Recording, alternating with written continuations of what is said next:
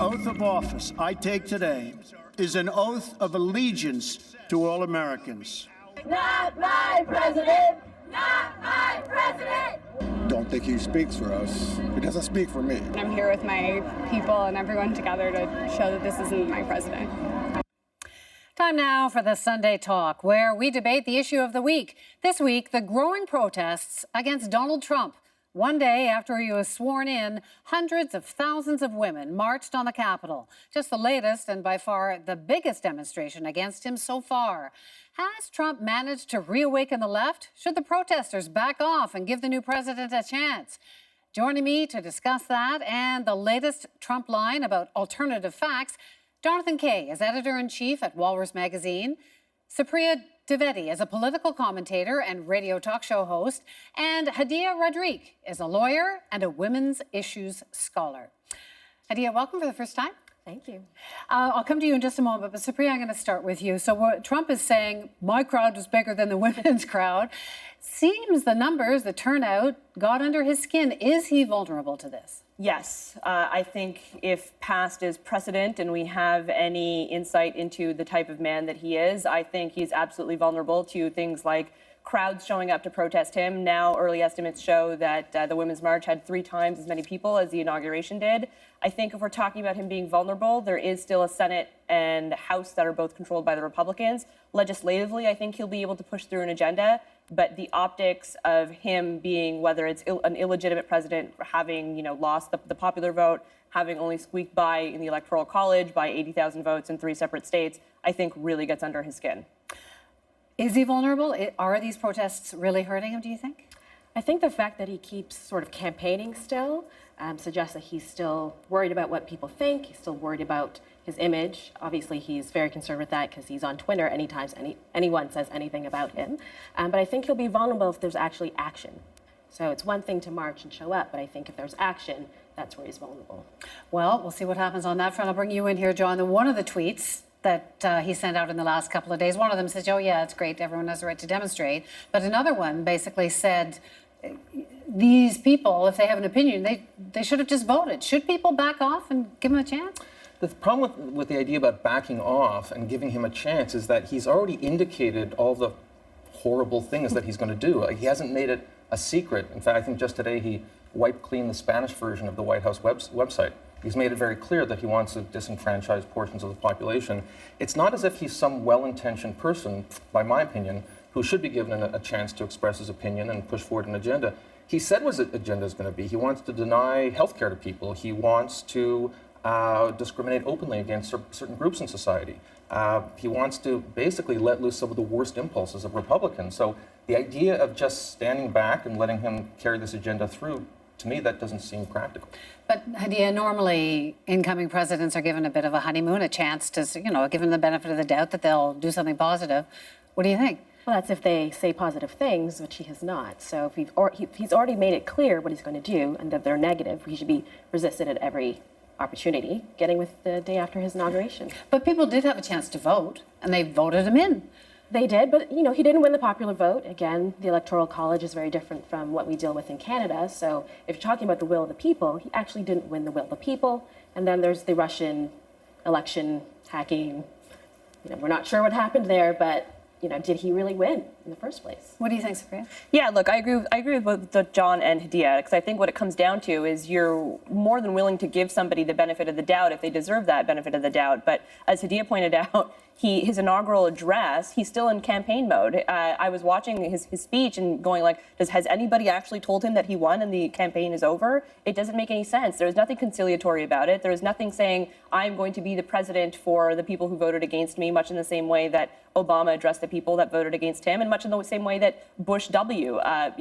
Did before that. So there is this lacking of trying to bring the country into the fold. And let's not, the America First thing, it'd be one thing to say, oh, it was just a slip of the tongue, but it was actually this whole Semitic dog whistle that was around in the 40s. So you also have to question his language, and the person who wrote his speech, being that it was Steve Bannon, who was the former publisher of Breitbart, you have to take those things into consideration. But this is, John, what he was saying during the campaign, and Americans chose him. He was duly elected. It's quite true that, as Hadia said, according to the Electoral College he was voted in, he didn't win the popular vote.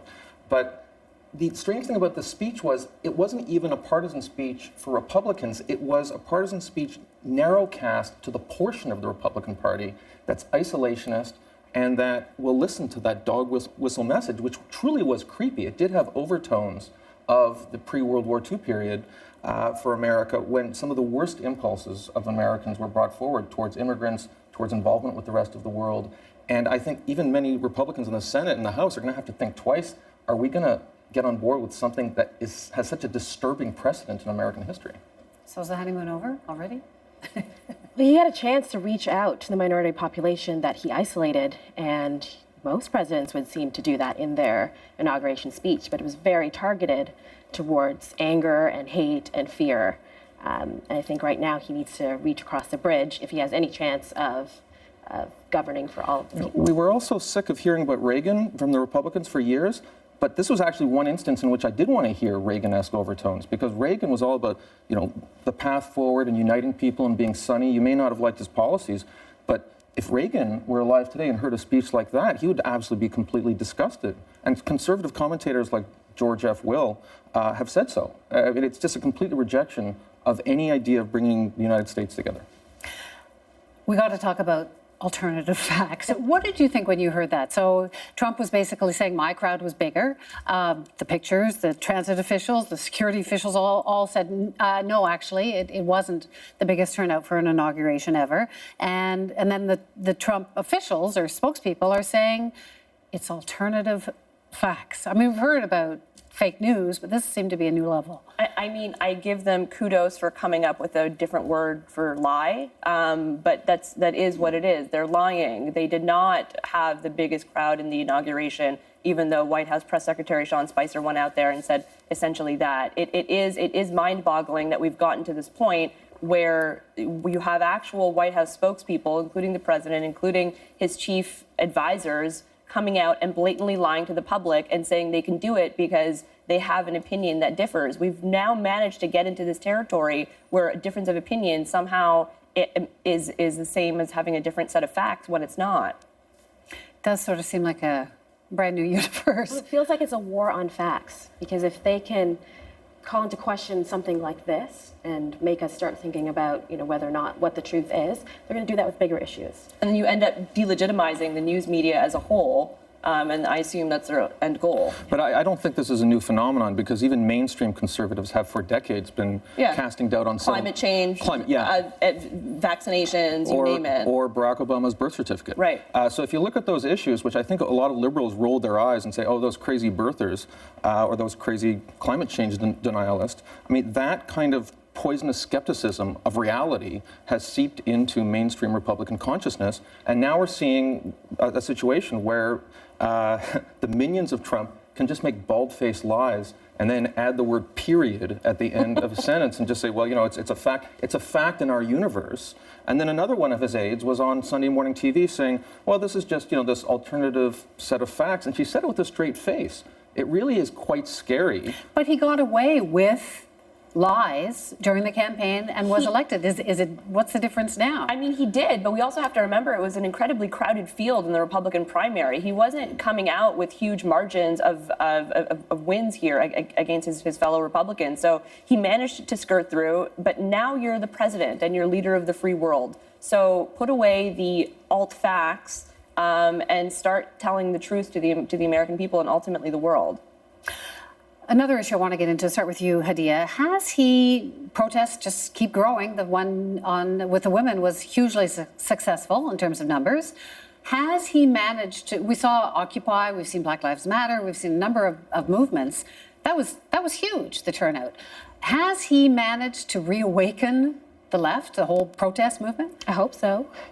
I hope that those people don't just show up just to that march, but show up tomorrow and the day after. So for me, The question is whether or not you were there to take a nice selfie and have it on your Facebook and sort of make the appearance, or are you going to go home and actually change some of your actions, change something in your life? It doesn't have to be big, it can be small, but to take on that cause, not just today, not just yesterday, but going forward. Because there was some infighting among the women's organizers between white and non-white organizers, and huge turnout. So does that mean everything's hunky-dory now? I know a lot of black women who stayed home because they saw it as a means of performative allyship. So sort of showing up when it's there, when it's fancy, when the cameras are on. But, there was a nice placard I saw that says, "I hope all you nice white women, I'll see you at the next Black Lives Matter rally." So, whether or not you're just showing up for your cause or you're showing up for the other people that Donald Trump has put down in his campaign. So what did you think of the turnout and the inclusion of not just white feminists?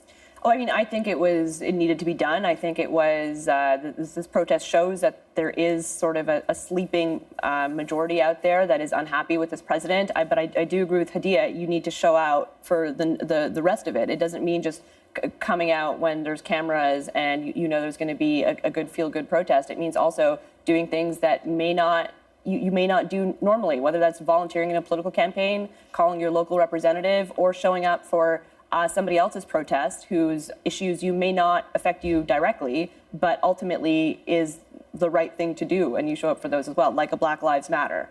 So, John, do you think has the left been reawakened by Donald Trump? Look, I think the left was already reawakened, and it was reawakened by a guy by the name of Bernie Sanders. And if you look at the response to Bernie Sanders in the campaign, and if you look at the response to people like Michelle Obama when she spoke at the Democratic convention, the passion that was in the room for people like that. The fact is, the Democrats nominated the wrong person. It wasn't Hillary Clinton's fault. It was we're not relitigating this. But we have to because the question she won the popular vote. You can't have the wrong question person win 3 million more votes. The question was, has the left been reawakened? I'd say the left was reawakened by people like Bernie Sanders, and if the Democrats were smart... Who didn't have any black support. If the Democrats are smart, the next time around, they will have someone like Michelle Obama, Bernie Sanders, Bernie Sanders couldn't get any black support. That's not the core of the Democratic base anymore. Somebody who can actually mobilize the progressive left, which Hillary Clinton could not. So is that happening?